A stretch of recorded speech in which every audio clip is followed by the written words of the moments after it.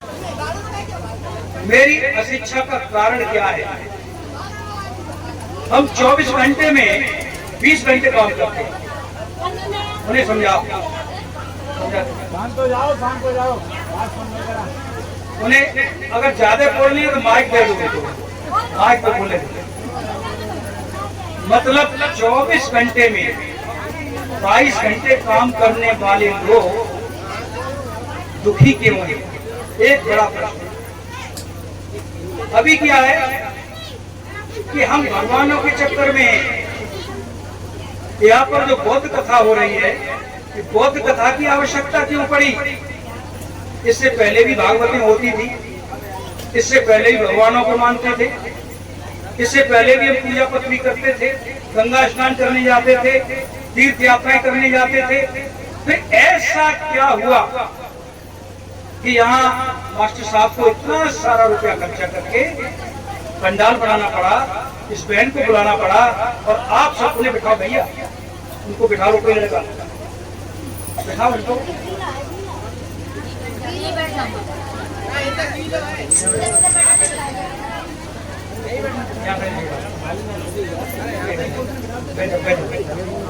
पीछे खड़े हो,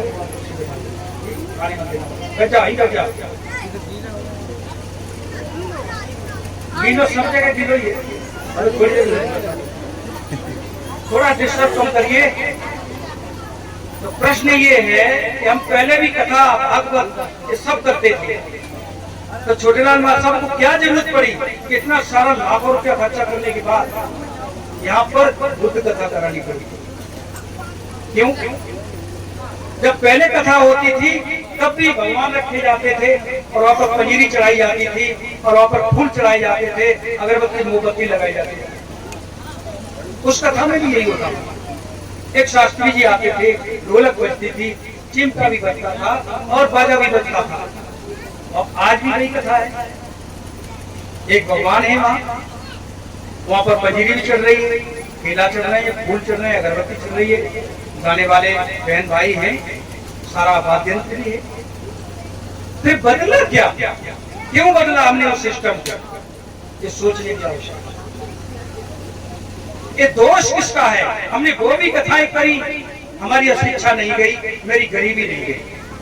हम ये कथाएं करने लगे तो क्या गारंटी है कि ये कथा करने से मेरी अशिक्षा और मेरी गरीबी दूर होगी? क्या गारंटी? वहां तो कई भगवान थे। कितने भगवान थे वहां 33 करोड़ भगवान थे, जिनकी पूजा करते थे, जिनको भोजन देते थे, जिनके मंदिर बनाते थे। 33 करोड़ भगवान, और 33 करोड़ भगवान मिलकर के तुम्हारे दिन नहीं बदल पाए। तो क्या गारंटी है भाई कि एक बुद्ध भगवान तुम सबके दिन बदल पाएंगे? सोचने की आवश्यकता है कि जब 33 करोड़ ने आपके दिन नहीं बदल पाए, तो क्या गारंटी है कि एक बुद्ध भगवान आपके दिन बदल देंगे? नहीं। अब यह प्रश्न ये उठता है कि भगवानों की गलती है ये हमारी गलती है? आखिर दिन क्यों नहीं बदले? क्यों भाई? भगवानों का दोष है कि मेरे दिन नहीं बदले, या मेरा दोष है जो मेरे दिन नहीं बदले?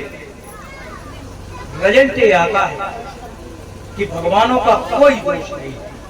क्यों? क्योंकि भगवानों को हमने सुना ही नहीं, उनका माना ही नहीं, उनकी शिक्षा पर हम चले गए। फिर क्या करते रहे?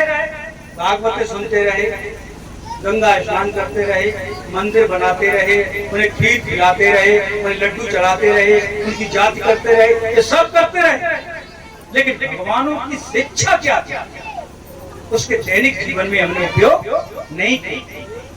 ठीक है, ऐसे ही बुद्ध भगवान की कथा सुनते रहिए आप लोग, और कथा सुनते रहिए, आचरण में बदलाइए, तो आपके दिन बदलने वाले नहीं। हमारे देश भाग्य और भगवानों का बहुत बड़ा एक कहिएगा कि एक योगदान है। क्या योगदान है? अगर हम ये प्रश्न करें आप लोगों के सामने कि आपको इस संसार को किसने बनाया, बता सकता है कोई कि संसार को किसने बनाया? एक तरफ से जवाब आता था कि ईश्वर ने बनाया। जो भी संसार में दिख रहा है वो सब ईश्वर का दिया हुआ है। मैं पैदा हुआ ईश्वर का दिया हुआ हूँ। ये पेड़ है, बिजली है, बरसात है, खेती है, ये कैसे हो रहा है? ये सब भगवान की देन है ना। यस या नो? मन में यही आ रहा होगा। अच्छा, मैं तुमको पूछता हूं, तुमको जन्म कौन दिया? माँ। तो संसार कह रहा है कि भगवान जन्म सबको देता है, तो तुम कह रही हो कि माँ जन्म दी। अब इस दो बातों में एक बात जरूर सही होगी। ये लड़की किस कारण पर थी? बीएससी में पढ़ाई कर रही है और मैंने इसको यूं पूछा कि तुमको किसने जन्म दिया, तो ये बता रही है कि मुझे माँ ने जन्म दिया। ये बात सही है गलत? कितने लोग सही मानते इस बात को? मान बाप ने जन्म दिया, इसका कहना ये। फिर ये संसार इधर क्या कह रहा है कि संसार में सबको ईश्वर जन्म देता है। तो संसार जो कह रहा है कि ईश्वर ने बनाया है संसार, तो फिर वो बात गलत है कि अभी ये बात गलत है? वो बात गलत है। कितने नहीं, कोई बात नहीं। बहन जी कह रही कितने लोग मानते, चलो इनकी बात माने। कितने लोग मानते हैं इस बात को? तो मतलब संसार ईश्वर ने बनाया है। संसार मतलब मेरा जन्म माँ बाप से, यही है ना? ये समझ कर और लंबे समय तक, सदियों तक समझ में पेड़ रहा। बनाया तो भगवान ने। कहता है ना कि ब्रह्मा, विष्णु और महेश, हम तो उसी संस्कृति से आए ना। ब्रह्मा का काम है जन्म देना, अब विष्णु का काम है पालन पोषण करना, और महेश का काम क्या है? निर्माण को प्राप्त कराना, यही है ना, डिस्ट्रक्शन करना। तो अब ये बताइए कि ब्रह्मा का काम है जन्म देना, तो तुम्हें किसने जन्म दिया? माँ बाप। तो तुम्हारा ब्रह्मा कौन हुआ? तो तुम्हारा भगवान कौन हुआ? तो पहला माँ बाप कौन है? बताओ भैया। अगर माँ बाप ने जन्म दिया तो तुम्हारा भगवान फिर कौन है? इतना कितने लोग मानते हैं कि माँ बाप ने जन्म दिया तो माँ बाप मेरा भगवान है?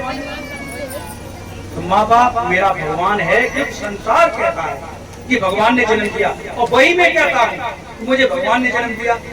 और जन्म किसने दिया? माँ बाप ने। तो माँ बाप ही तो भगवान हुए। तो पहले भगवान इतना हो गया कि माँ बाप मेरा भगवान है। पहला भगवान है क्या? जिसने जन्म दिया। तो किस कौन दिया? माँ बाप। पहला बात हो गया। दूसरा बात, अब विष्णु। विष्णु का काम क्या है? पालन करता, पालन करने वाला। तो तुम्हारा पालन पोषण कौन किया? पहले तुम जब पैदा हुई थी तब पहले तुम्हारे मुंह में दूध की बूंद कौन डाला? फिर जब खाना शुरू किया तो कौन खाना दिया? जब कपड़े की जरूरत पड़ी तो कौन कपड़ा दिया? जब तुमको बिस्तर की जरूरत पड़ी तो कौन बिस्तर दिया? माँ बाप दिया, बुआ दिया, फूफा दिया, नाना, चाची, भैया, भौजी, पड़ोसी, यही सब किया ना।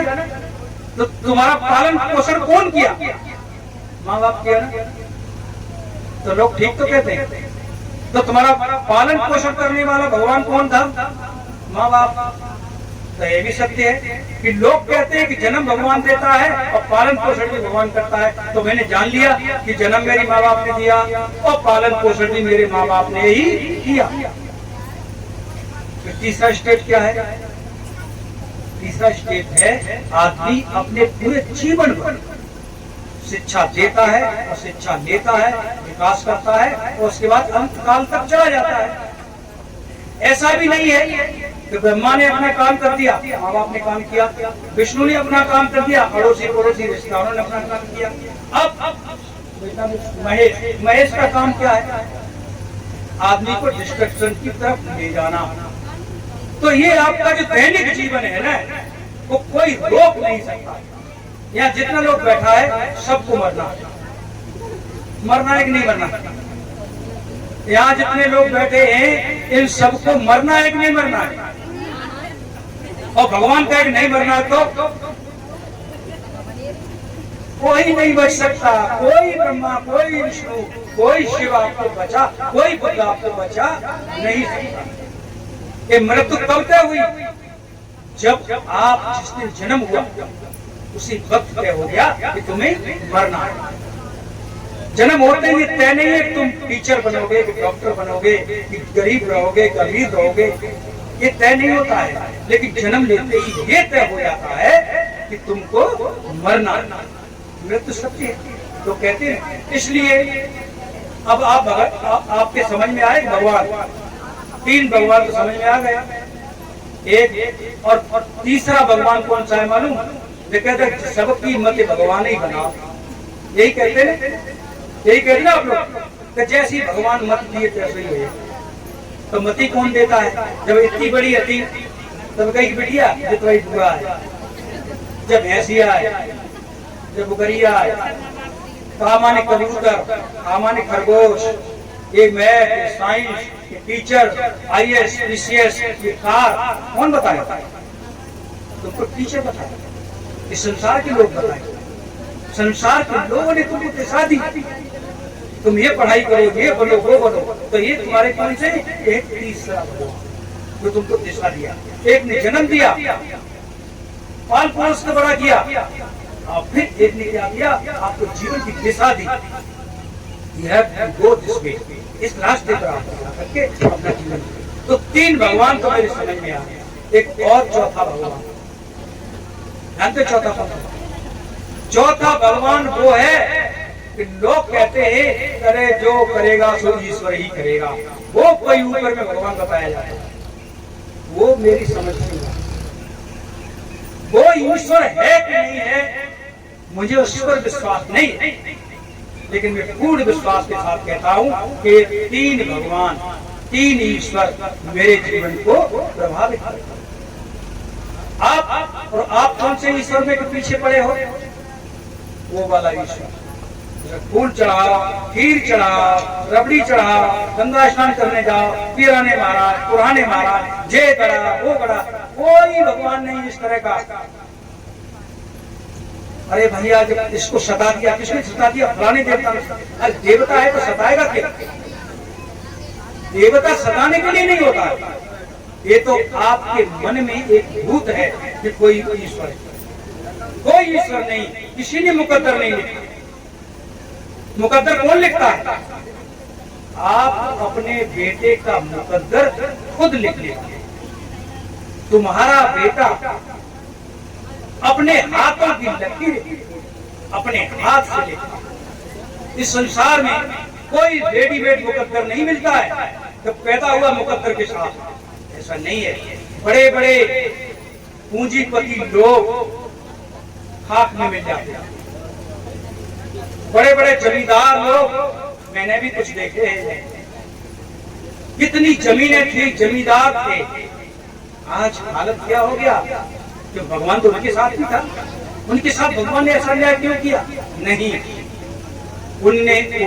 उन्होंने उनके पूर्वजों ने उनके मुकद्दर की लकीरें नहीं लिखी। मुकद्दर की लकीरें कैसे लिखी जाती हैं?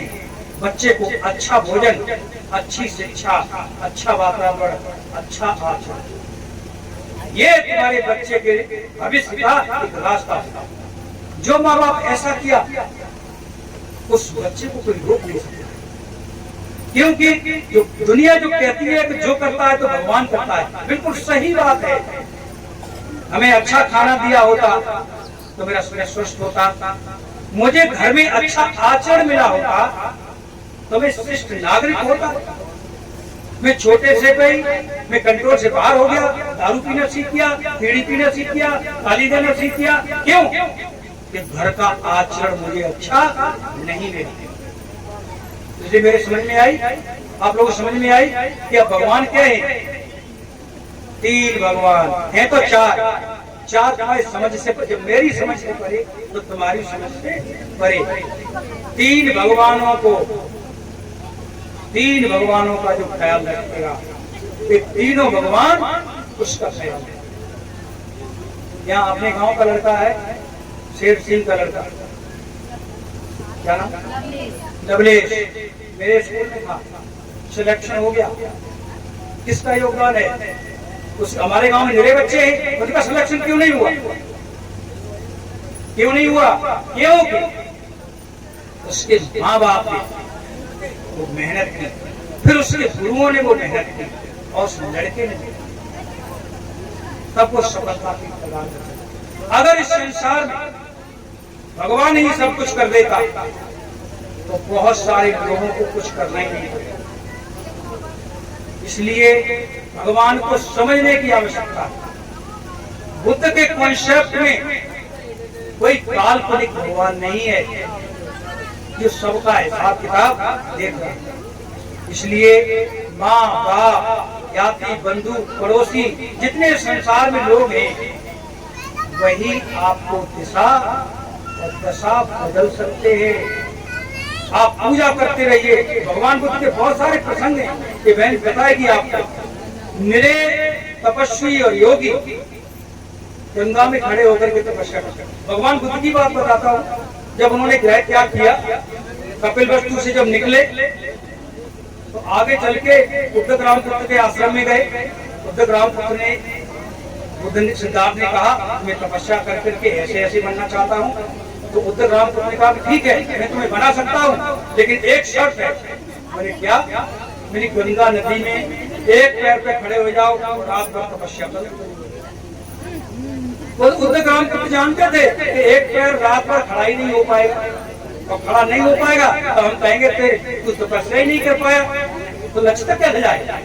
लेकिन सिद्धार्थ एक पद पर खड़े रहे। सुबह होकर कहते गुरुजी मैं एक पद पर खड़ा रहा, लक्ष्य नहीं मिला। मैंने कहा 7 दिन तक करो, 7 दिन तक खड़े रहे।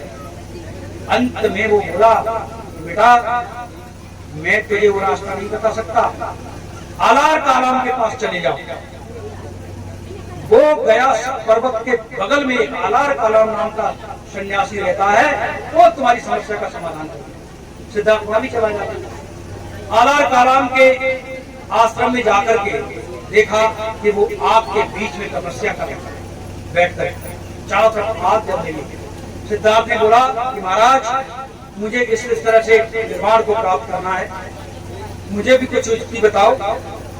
वो आलार कालाम बोला आप तो है इस आग के बीच में बैठ करके तपस्या। सिद्धार्थ ने वही किया। वो भी 2-3 दिन तक ऐसे ही आपके बीच में बैठे रहे, कुछ नहीं हुआ।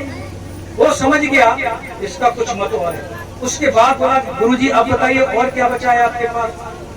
उसने कहा मखली गौशाल रहता है उधर बराबर गाजर की पहाड़ियों, तुम वहां चले जाओ, वो निश्चित तुम्हारी समस्या का समाधान। वो वहां चले गए सिद्धार्थ गौतम। उसने कहा कि उल्टे पेड़ पर लटक करके तपस्या करो, तो वो खुद लटक रहा।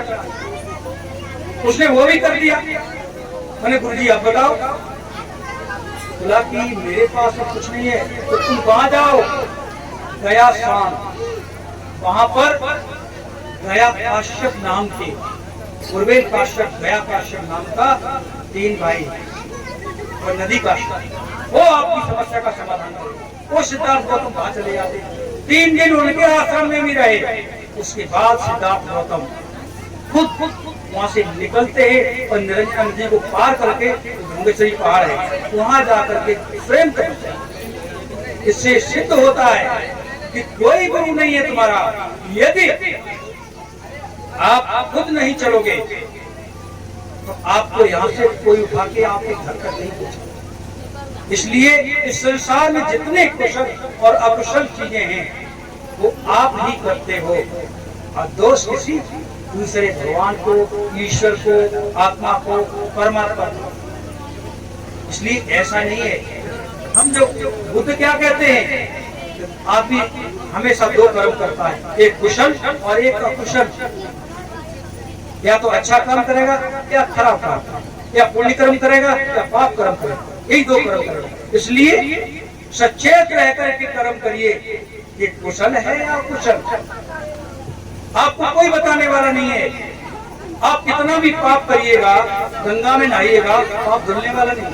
आप कितना भी पुण्य कर्म करिएगा, जंगल में रहिएगा, कुछ भी होने वाला नहीं। इसलिए आपको ऐसा सोच करके अपने दैनिक जीवन में कुशल और अकुशल का ख्याल रखते हुए आगे अब कुशल और अकुशल का ख्याल नहीं रखा तो निश्चित ही आप अकुशल कर्मों की तरफ जा सकते हो, क्योंकि लोगों को खराब कर्मों में ज्यादा आनंद आता है। लोगों को दूध पीने में आनंद नहीं है, दूध पीने में आनंद नहीं है, लेकिन चोरी से पौवा पीने में आनंद है।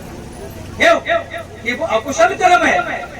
गेहूं चुरा ले जाएगा और रुपया चुरा ले जाएगा, बीवी से ले जाएगा, मम्मी से ले जाएगा, वहां जाकर दूध नहीं खरीदेगा। आज क्या होगा?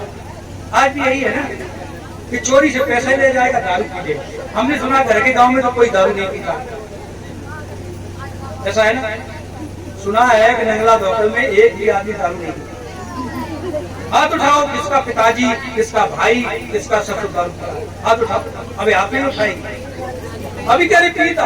अब हाथ उठाओ, किसका भाई, किसका पति, किसका बेटा, किसका ससुर दारू पीता? अब उठाओ हाथ, अभी हाथ ही उठाएंगे।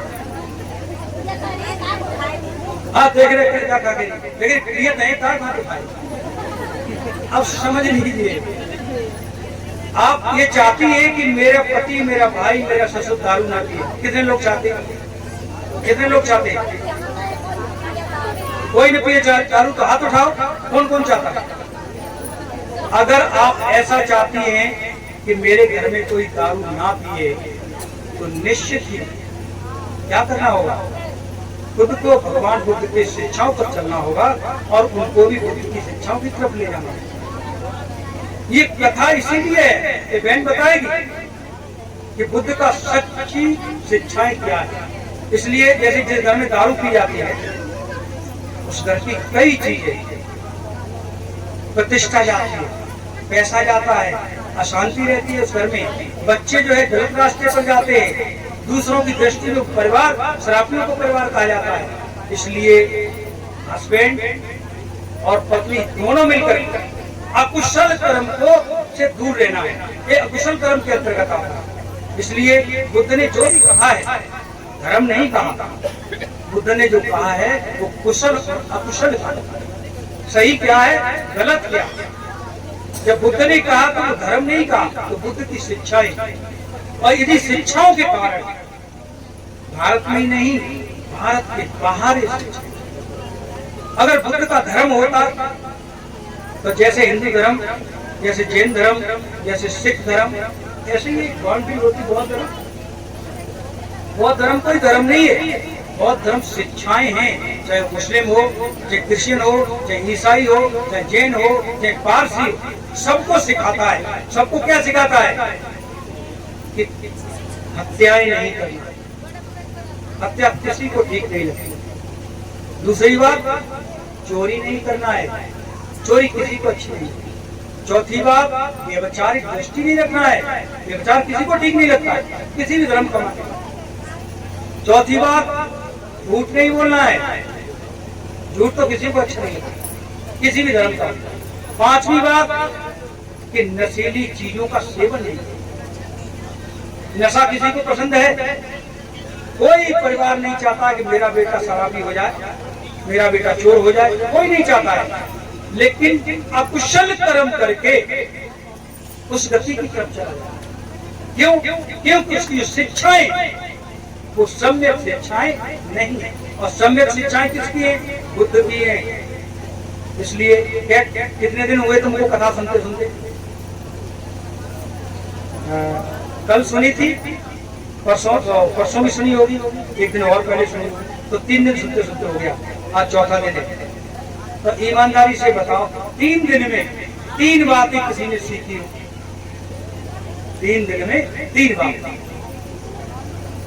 3 दिन में 3 बातें किसी ने सीखी है क्या इस कथा से? सब पूरी कथा की बात मैं नहीं करता हूँ, मैं बोलता हूँ क्या बहुत बताइए कि 3 दिन कथा सुन करके इस बहन ने बड़ी मेहनत से कथा सुनाई और बड़े आचरण बताए होंगे, तो 3 दिन में कोई 3 बातें बता सकता है जो सीखी हो? अब आप बताइए। हमारे इस भारतीय समाज की सबसे बड़ी परेशानी यही है क्या कि वो सुनता तो है, क्या करता है? सुनता है, लेकिन समझता नहीं है। बोलो बात सही है क्या? और आगे क्या है? सुनता तो है और समझता नहीं है। दूसरा आदमी क्या है? सुनता तो है और समझता भी है, लेकिन करता तो दिन कैसे बदलेंगे? तो दिन कैसे बदलेगा? दिन बदलने का सूत्र है कि सुनो ठीक से, फिर समझो ठीक से, फिर करो ठीक से। होता क्या है? आनंद फानंद में सुन लिए और करने लग गए, समझे हैं, आगे चल के फंस गए। इसलिए सबसे बड़ा सूत्र ये है, सुनिए, समझिए और तब करिए। ऐसा नहीं सुन लिया करने लगे। सुन तो ही लिया। दारू टीवी में आता है ना, टीवी में आता है, प्रचार करता है। प्रचार क्यों करता है? दारू पीने के लिए करता है। तो टीवी में आया दारू, सुन लिया, चलेगा ठेका पी लिया।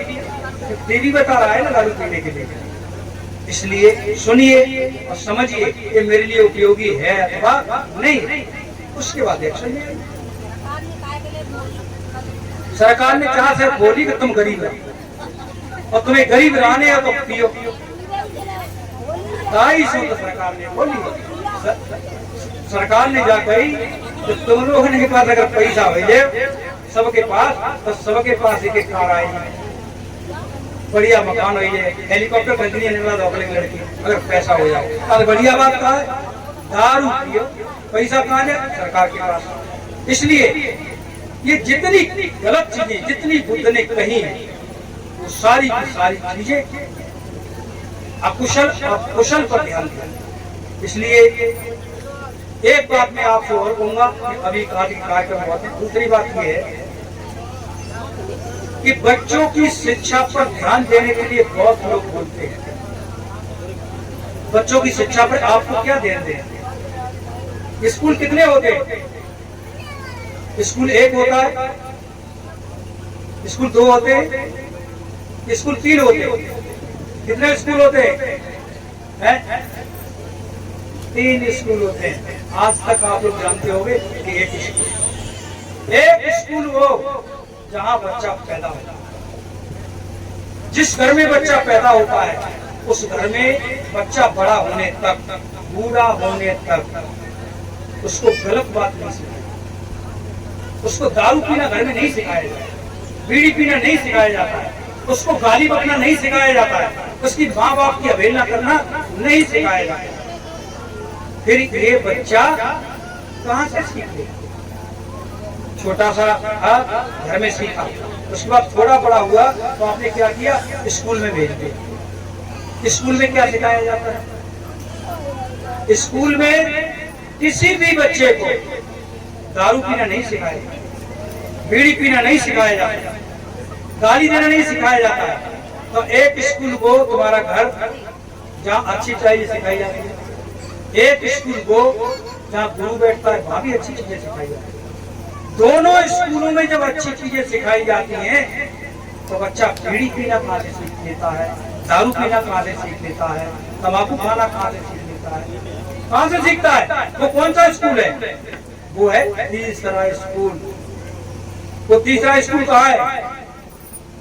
वो कहाँ है तीसरा स्कूल? कभी सोचा? वो तीसरा स्कूल जो है तुम्हारे घर के गेट से बाहर और स्कूल के गेट से, जैसे ही स्कूल के गेट के बाहर होगा तीसरे स्कूल में है, और जैसे ही तुम्हारे घर से बाहर होगा तो वो तीसरे स्कूल में है। और तीसरे स्कूल में जाने पर न घर का कंट्रोल है और न स्कूल का। तीसरे स्कूल में जैसे ही पहुंचा वैसे ही वो घर के कंट्रोल से बाहर और स्कूल के कंट्रोल से बाहर। इसलिए तीसरे स्कूल में आधा घंटा पढ़ ले, 1 घंटा पढ़ ले, समझ लीजिए उसका प्रभाव तगड़ा पड़ा। जो बच्चे हमारे गांव के पढ़ने जाते हैं, कितने घंटे स्कूल में पढ़ते? कितने घंटे पढ़ते स्कूल में? 8 बजे 9 बजे स्कूल लगता है, 1 बजे 2 बजे छुट्टी होती है। 4 घंटे 5 घंटे स्कूल में रहेगा तो 4 घंटे पढ़ाई होगी। अब आप कौन से माँ बाप हो? मैं एक चीज और पूछ रहा हूँ, दुनिया में सबसे कीमती चीज क्या है? बताओ सब लोग मिले।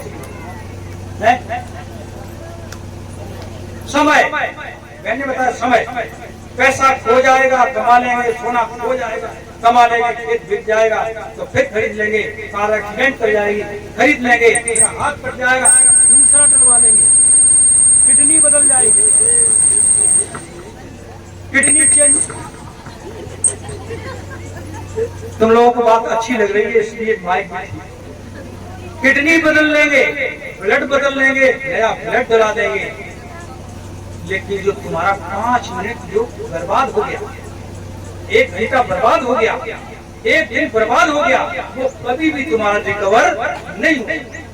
वो कभी भी दुनिया का कोई भी भगवान तुम्हारा समय वापस नहीं लौटा। फिर सबसे कीमती चीज क्या हुई? समय हुआ। इस समय का सदुपयोग हमेशा करना चाहिए। छात्रों को बात सीखनी चाहिए।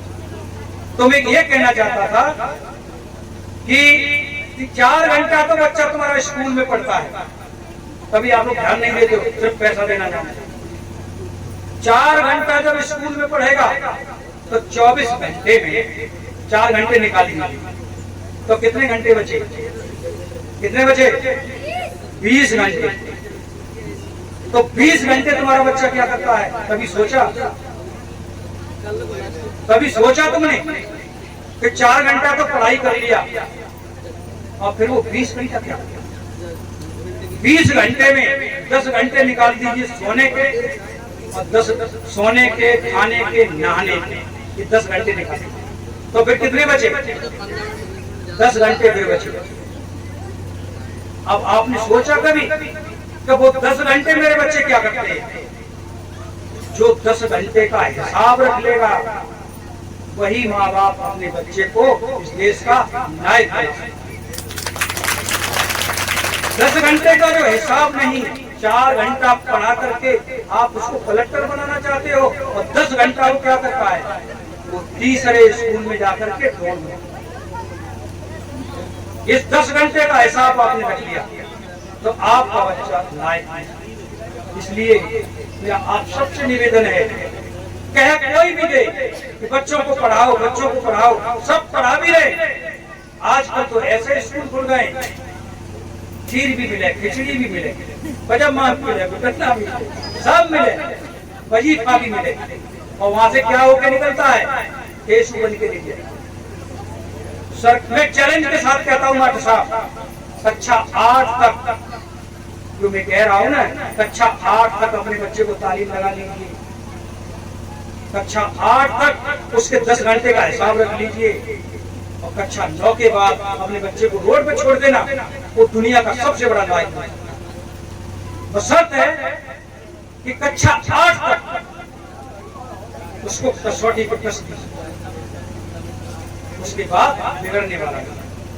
बच्चे का बिगड़ने का जो एज होता है, जानते कब तक होता है? 15 साल से। मलेशिया में एक आयोजन हुआ, सॉरी इसमें इंडोनेशिया में एक आयोजन हुआ, और बच्चों पर सेमिनार था। भारत से मैं अकेला बुलाए गए पूरी दुनिया के लोगों को कि क्रिश्चियन, ईसाई, मुस्लिम, हिंदू, बौद्ध, सारे पूरी दुनिया के बच्चों की समस्या क्या है। मेरा उसमें पेपर था। पूरी दुनिया के बच्चों की 4 समस्याएं हैं, चाहे वो क्रिश्चियन हो, चाहे मुस्लिम हो, चाहे हिंदू हो, चाहे भारतीय हो, चाहे अमेरिकन हो, चाहे गरीब हो, चाहे अमीर हो, उनकी 4 समस्याएं। 4 समस्याएं जानते क्या? पहली समस्या ये है कि दुनिया के ज्यादातर बच्चे सूर्योदय से पहले नहीं उठते। ये बात सही है गलत है? और उठते भी नहीं है, उठाए जाते हैं। इस घर हमारे गांव में शायद कोई हो कि वो मेरा गांव बहुत अच्छा है, हो सकता है सब बच्चे सूर्योदय से पहले उठ जाते हो। अभी 2-3 लड़कों का नौकरी लगाया, क्यों लगा? क्योंकि वो सूर्योदय से पहले उठ गए, दौड़ लगाए, एक्सरसाइज किए। हमारे गुरुपुर में भी कुछ ऐसे हैं तो वो सफल हो गए। कौन सफल हुए? जो सूर्योदय से पहले अपने से उठे। तब पहली समस्या है पूरे वर्ल्ड में बच्चों की कि वो सूर्योदय से पहले नहीं उठना चाहते। ये धर्म की बात नहीं है, ये तुम्हारे मतलब की बात बता रहा हूँ, इसको दिमाग में लिख रहे। दूसरी समस्या क्या है? दूसरी समस्या है कोई भी बच्चा स्कूल अपने मन से नहीं, अपने मन से स्कूल जाता है? नहीं। अम्मा के घुट जल्दी नहा के आ जा, टिफिन रख दो, कपड़ा पहन, फिर मुझे कहे मेरे मोजा फेंको, मेरी टाई नहीं मिल रही, मेरी कॉपी कहाँ है, मेरी कलम ही नहीं, कि हमारे घर में 2 बच्चे थे, हम तो कूद जाते। वो फिर यही बहाना बनाएंगे, तब तक अम्मा बाएं पकड़ बस आएगी, चल नटिया चल जल्दी, रेट हटा के उसको बस में घुसेड़ देंगे और 4 घंटा के लिए मुक्त हो जाएगी। ये तुम सबकी समस्या है, ये मेरी नहीं है, ये तुम सबकी समस्या है। और घुसेड़ देगी बस में 4 घंटा, बस सुख की शांति की व्यवस्था। तो बच्चा अपने खुश होकर के स्कूल नहीं जाता है, क्या होता है? वो भेजा जाता है। ये दूसरी समस्या। तीसरी समस्या क्या है? तीसरी समस्या ये है कि बच्चा घर का भोजन पसंद नहीं करता। अब यहाँ तो गांव में है ही नहीं, शहर के बच्चों को देखो, कोई शहर का होगा आप लोग, सारे के पूरे वर्ल्ड के बच्चे जंक फूड में प्रवेश करते। जंक फूड समझते क्या है? थैली वाला भोजन, मोमोज, गोलगप्पे, लड़के वो खाती हैं, चाउमीन, कुरकुरे, पिज्जा, ये सारे का जंक फूड है। और जंक फूड जानते हो, माइंड पर अटैक करता है, बॉडी पर। 5 साल जंक फूड खा ले, 6वीं साल वो बच्चा इस संसार में इंसान बनने के काबिल नहीं है, मैं गारंटी खाता हूं। और किसी भी बच्चे को अपने घर, आज क्या है, आप हलवा लेना, अपने बच्चे को 10 रुपए देना कि जाओ बेटा कुछ खा लो। वहाँ केले की ठेली लगी हो, केला नहीं खरीदेगा, सेब नहीं खरीदेगा, चना नहीं खरीदेगा, वो कुरकुरे खरीद लेगा। हाँ, वो कुरकुरे खरीदेगा, मोमोज खरीद लेगा, वो जंक फूड ही खरीदेगा। तो तीसरी समस्या ये हमारे बच्चों की नहीं, पूरी दुनिया की। और चौथी समस्या जानते क्या है? वो है कि दुनिया का बच्चा ये जा रहा है इस लेवल कि बिना मोबाइल के नहीं रह सकते। ये बात सही है गलत? इसलिए अंतिम बात बोलता हूं, आप अपने बच्चे को इस देश का वरिष्ठ नागरिक बनाना चाहते हो, नायक बनाना चाहते हो, श्रेष्ठ पुरुष बनाना चाहते हो, तो अपने बच्चों को इन 4 चीजों से दूर रखो। अगर 4 चीजों पर आपने कब्जा कर लिया, रख लिया, तो इस बच्चे को बहुत बड़ा आदमी बनाने से कोई रोक नहीं सकता। बहुत बहुत धन्यवाद। आपको कुछ पूछना हो आप लोग पूछ सकते हो, वैसे तो हमें नहीं लगता है कुछ और बोला जाए। किसी का कोई प्रश्न हो तो आप पूछो, किसी को कोई प्रश्न। दूसरा मेरा इंफॉर्मेशन ये है, लखनऊ में एक स्कूल खुला है, गवर्नमेंट ने खोला, जो लड़कियां और लड़के गांव के हैं उन लोगों को फ्री एजुकेशन दिए से शुरू। वहाँ हॉस्टल फ्री है लड़का लड़कियों के लिए, फीस नहीं है, किताब वही इंस्टीट्यूट देता है।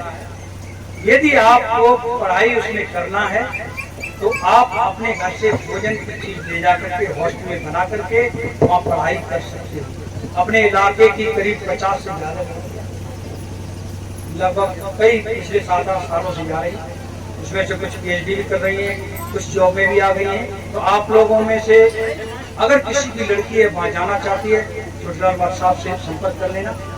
तो वहाँ जाकर के वहाँ इंस्टीट्यूट की पढ़ाई, इसके साथ साथ आप लोग वहाँ क्या बोलते हैं तैयारी कर सकते हो, कोचिंग कर सकते हो, कंपटीशन की तैयारी कर सकते हो।